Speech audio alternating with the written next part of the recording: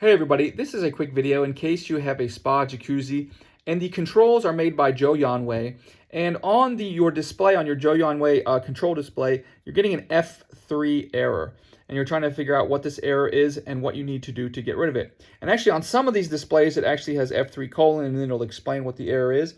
And what the error is, the F3 error is an overheating error.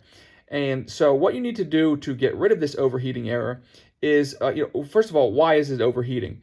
And the number one reason it's going to be overheating is if you turn this on and there's no water at all, or even if there's too little water flowing through the heater, it's going to overheat because it's going to create all that heat in order to heat the water, and it doesn't have the water evacuating that heat.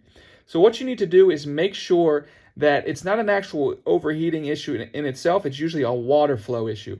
So what you need to do in order to get rid of this issue is to make sure you're getting sufficient water flow through the heating elements, and that will get rid of the error.